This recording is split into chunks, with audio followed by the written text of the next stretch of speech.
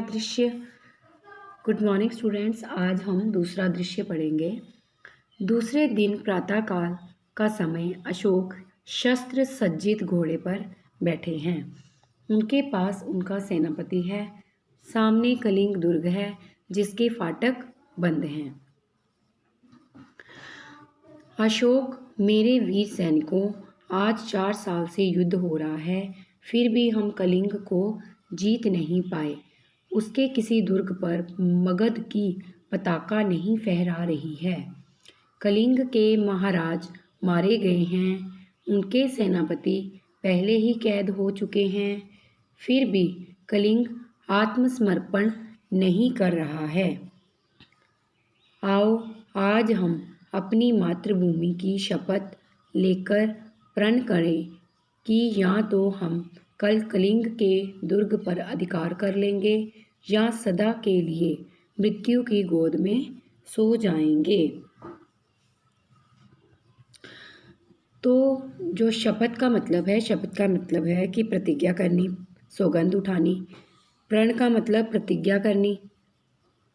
तो अशोक महाराज अगले दिन सुबह शस्त्रों से सज्जित होकर घोड़े पर बैठते हैं और अपने सेनापति के साथ अपनी सेना है उसको बोलते हैं कि मेरे वीरों, मेरे वीर सैनिकों, हम 4 साल से युद्ध कर रहे हैं, लेकिन अभी तक हम कलिंग के युद्ध को जीत नहीं पाए और ना ही मगध की पताका मतलब मगध का झंडा इस पर फहरा पाए हैं। कलिंग के महाराज मारे गए हैं। उनके जो सेनापति हैं वो पहले कैद हो चुके हैं और फिर भी कलिंग ने आत्मसमर्पण नहीं किया है। तो अब आज हम शपथ लेते हैं, ये प्रतिज्ञा करते हैं कि या तो हम कलिंग के दुर्ग पर अधिकार लेंगे या फिर सदा के लिए मृत्यु की गोद में सो जाएंगे। सब सैनिक तलवार खींचकर मगध की जय हो, सम्राट अशोक की जय हो, ऐसा बोलते हैं। सहसा दुर्ग का फाटक खुल जाता है।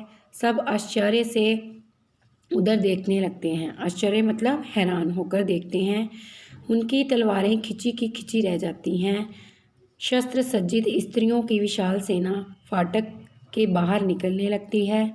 सेना के आगे पुरुष वेश में एक वीरांगना है। वीरांगना मतलब वीर स्त्री, जो सैनिक वेश में साक्षात चंडी सी दिखाई देती है। तो जब वो सैनिक तलवार खींचकर मगध की जय हो ऐसा बोलकर सम्राट अशोक की जय हो फाटक की तरफ जाते हैं, तो अचानक ही फाटक खुल जाता है और सब लोग आश्चर्य से उस ओर देखने लगते हैं। उनकी जो तलवारें हैं वो खिंची की खिंची रह जाती हैं और वो देखते हैं कि जो शस्त्र सज्जित स्त्रियों की एक विशाल सेना फाटक के बाहर निकलती है और उसमें से सेना के सबसे आगे एक पुरुष वेश में एक वीरांगना होती है। वीरांगना मतलब जो एक वीर स्त्री जिसने कि पुरुषों जैसा वेश धारण किया है, जो सैनिक वेश में साक्षात चंडी दिखाई देती है, उसको देखकर सब हैरान रह जाते हैं।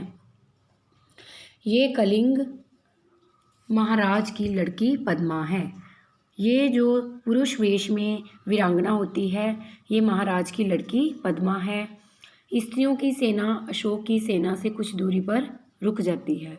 अशोक के सिपाही मंत्रमुग्ध से देखते रह जाते हैं। अशोक भी चकित रह जाते हैं।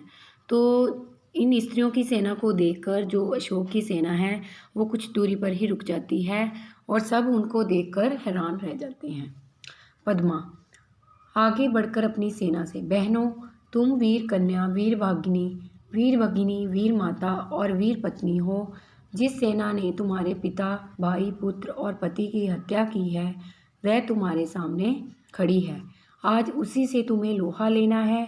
तुम प्रण करो कि जननी जन्मभूमि को पराधीन होते देखने से पहले तुम सदा के लिए अपनी आंखें बंद कर लोगी। तो तब जो महाराजा की लड़की पद्मा है वो स्त्रियों की सेना को साथ लेकर उनको कहती है कि तुम वीर कन्या हो, वीर भगिनी हो, वीर माता हो, वीर पत्नी हो। तुम्हें अपने सगे संबंधियों, पिता, भाई, पुत्र, पति की हत्या के हत्यारों से बदला लेना है। उनसे तुम प्रण करो कि तुम जननी जन्मभूमि को पराधीन मतलब किसी के अधीन होते नहीं देख सकते, और तुम सदा के लिए पराधीन होने से पहले, गुलाम होने से पहले अपनी आंखें बंद कर लोगे। Okay students, thanks.